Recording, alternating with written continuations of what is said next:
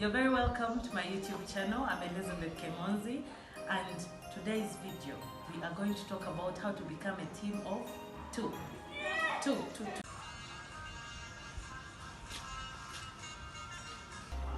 With your boyfriend, you the girlfriend, or with your husband and the wife. The strength of that teamwork between the two is the strength of that relationship, and most likely it's longevity. What should we do to increase the teamwork within our relationships? Number one is communication.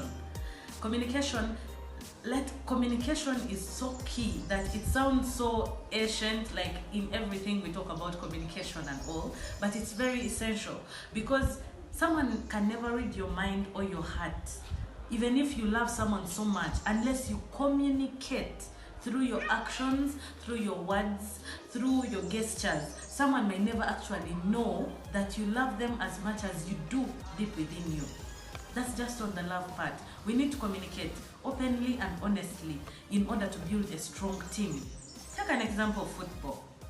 Their communication has to be good for them to develop a strong team. A team, as they are fighting against the opponent. In this scenario, in a relationship, the opponent is the entire world. All these very influential things, economic status, the social pressures, the political pressures, all these things are the opponent that's coming to our relationship. How to fight these and maintain a strong, standing, healthy relationship? We need to communicate within the team of two.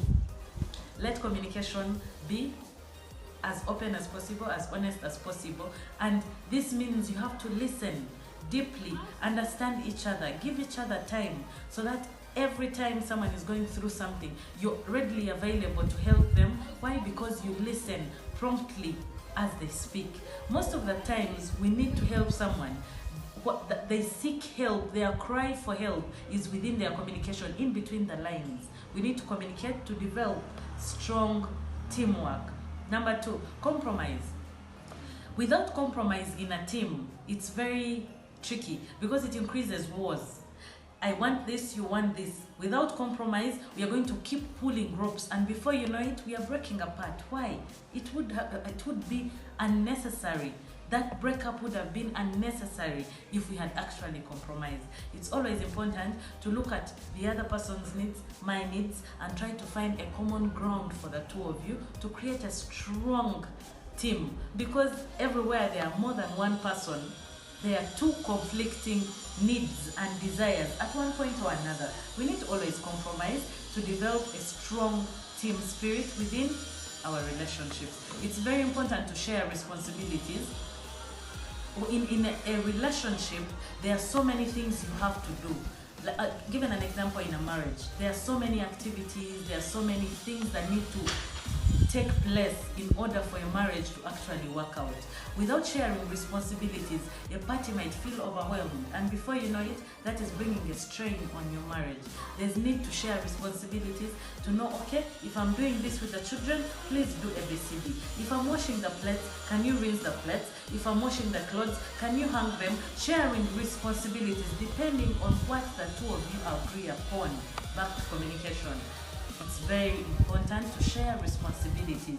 In so doing, the load, which should have been heavier, becomes way lighter than anybody else was expecting. And how does this happen? Because we're a team, the two of you.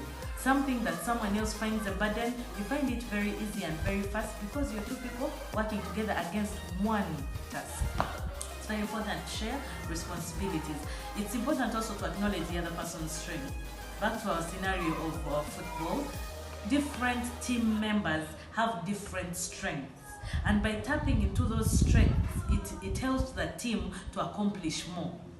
As two partners, husband and wife, you each independently have different strengths. Unless you acknowledge those strengths and put them together to tackle the problem or the challenge, it will be very difficult to actually utilize each other. And you find a problem which should have been solved in a short amount of time, you're solving it longer. Why? Because you did not utilize fully the strengths of your partner.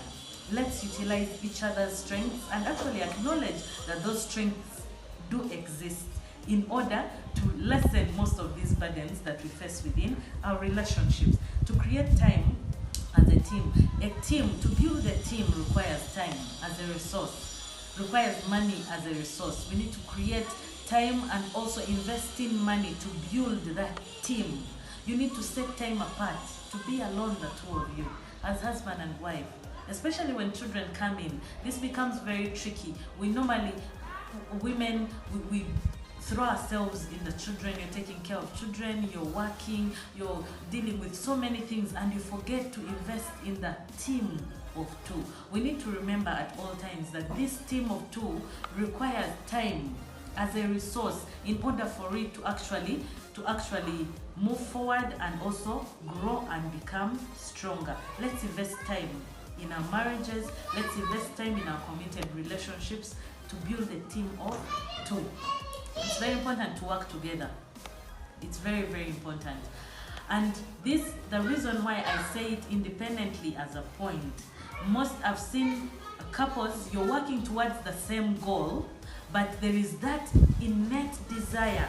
I think it's built from our cultures that there is a part of you for security. You want to work on the side.